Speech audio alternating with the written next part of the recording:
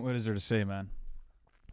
What a disappointing album. That was one of our reactions to Metro Boomin and Future's new studio album, We Still Don't Trust You. If you guys want to check out the full live album reaction that we did with our Patreon community, check the pinned comment. The link's going to be there for you, and all you have to do is subscribe to the Patreon plan.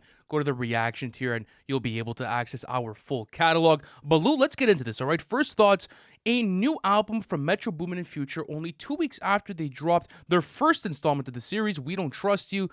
Take the floor, man. What do you think? So 25 songs was a mistake off the jump. I feel like even with We Don't Trust You, which is one of the best albums of 2024 in my opinion, they still could have trimmed that track list down a little bit. There was still a bit of filler on that. Now seeing 18 plus a whole side B for a double disc album, I had my concerns going in and they were realized throughout the experience, bro. Like this entire side A should have been deleted.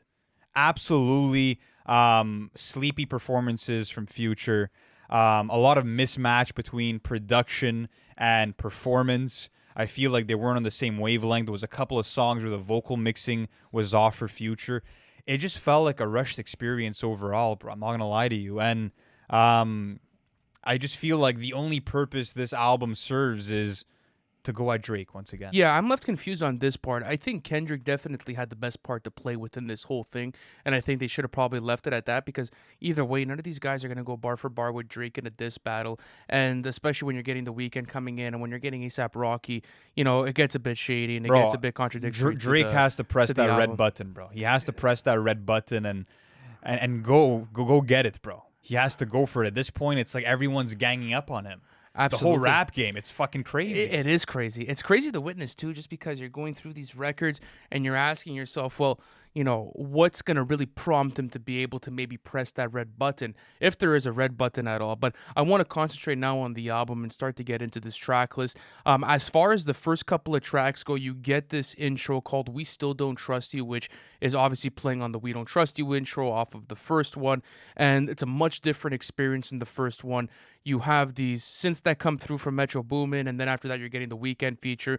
I really do think that the Weeknd had a fantastic performance on the song, but Future didn't do well here. I didn't like his vocals on the intro. That wasn't for me. And we're going to be going through a lot more of these in depth on our official review, which is probably going to be dropping on Monday or Tuesday, depending on when we get it out there. As far as something that I really like at the beginning of this track list, Out of My Hands is one of the best songs that was probably released between even the two albums. Absolutely. I love Future's melodies. I love the production. So what do you like about it? I mean, Out of My Hands is just incredible, super catchy. One of the rare experiences where you're like, okay, this is all the stars aligning for Future and Metro. And it wasn't really him singing, because I feel like a lot of times on this project, he'll try to extend his vocal notes or go for more of a high pitch vibe, and it doesn't work out. Here, he's just giving you melodic raps. He's crooning. It sounds really well done. And that was a major highlight. Like you said, one of the best tracks from both albums in total. Apart from that, looking through this track list, oh man, there's really not that many highlights. That's what's crazy, is that out of 25 songs, I don't know if I'm even taking out a handful out of the track list. I feel ratio. Like absolutely. All My Life was pretty cool because you're getting a reinvigorated Lil Baby rapping at crazy speeds, giving you a return to form performance.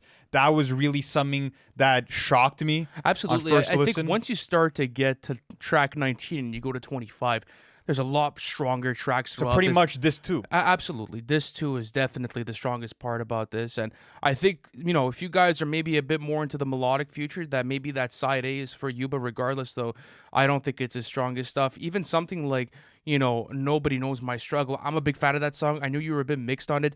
I feel like that's that old, like 2013, Tony Montana sort of Future. And I'm a big fan of that sort of aesthetic. So I was into that track. How do you feel about Red Leather with J. Cole? Because there was this whole thing of like, well, we obviously saw what happened last Sunday night, and now you're featured on the album, you know, and now we have that feature, and it's going to forever be there. And sources were saying that apparently it was an old verse. It wasn't a new verse, and that this was included on the track list. I think it was a big mistake to have this feature included on here. It's easily the weakest feature out of everything I've gotten here. Yeah, this is a really poor performance from Cole. I feel like lyrically it's underwhelming. I mean, it's just if it was odd to even have him on this track list to begin with, and then you're getting a singing performance that is not well calculated at all, and again left confused as to why it even existed. Going on to the second half, though, I agree with what you said in the sense that a lot of the production has that at 2012, 2013 Atlanta sound. And it does sound dated in a sense, production-wise.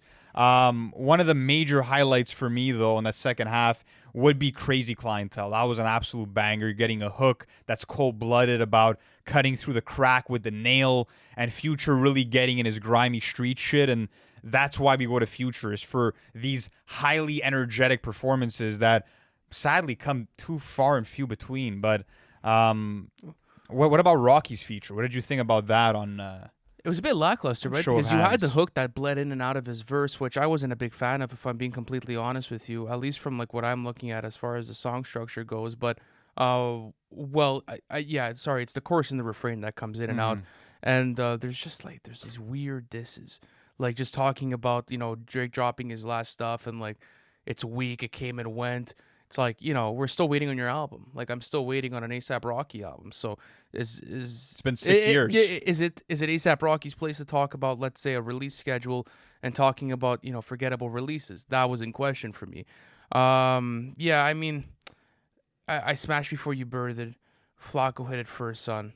Still Don't Trust You. It's Always Us, Never Them. Yeah, heard you dropped your latest shit. Funny how it came and went. And I get why he went in for it, just because there has been back and forth between him and Drake. Drake's been throwing subliminal shots on recent records, so I understand the motive, but drop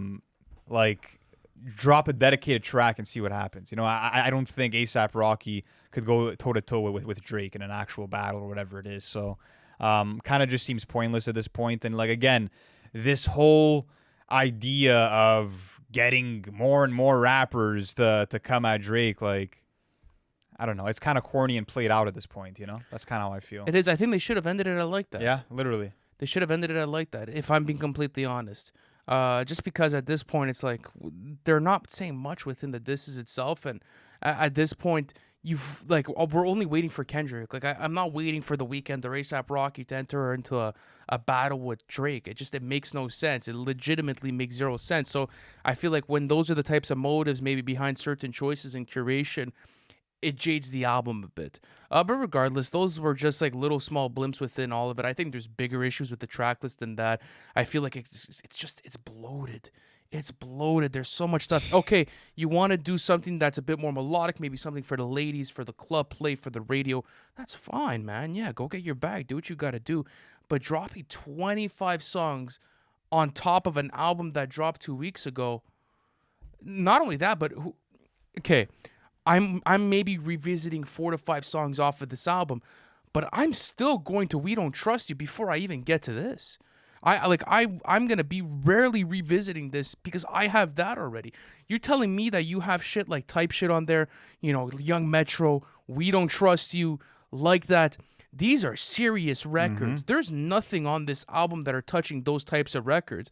And it's not to say that, I only like the trap, Future, or whatever the case may be.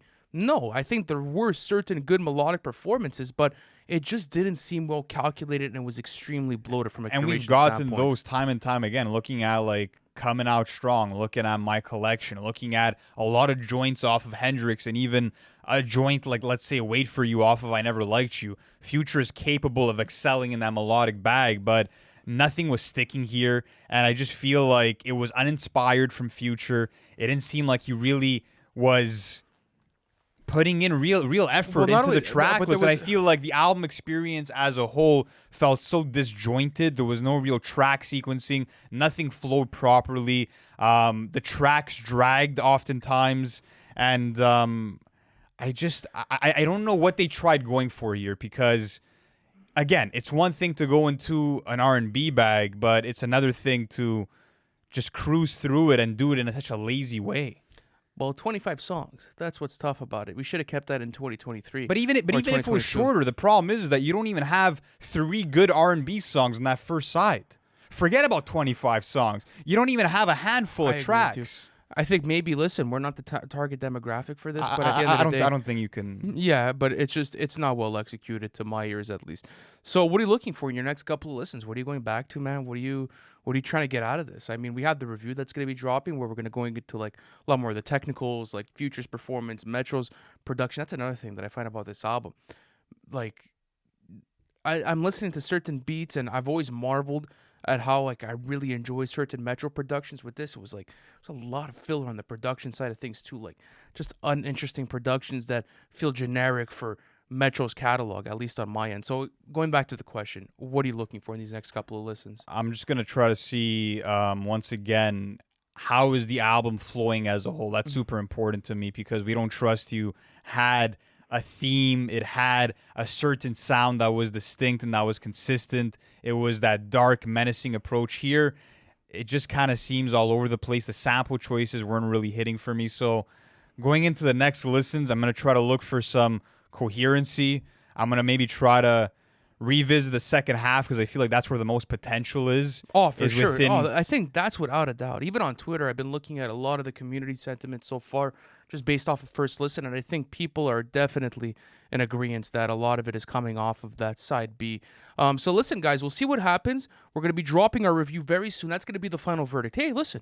Maybe we drop a positive review on Monday because, hey, we woke up out of nowhere and we ended up fucking with the album. But I wouldn't bet on that. I'm not sure about that. So, listen, stay tuned for our album review. It's going to be dropping on Monday. Thank you guys so much for watching this video.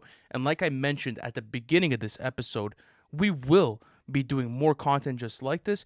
And we did a full blown live album reaction to this album. So if you guys want to check it out, check the link in the description. It'll take you straight to the Patreon plan. Thank you so much for watching this, and we'll catch you in the next one. Peace.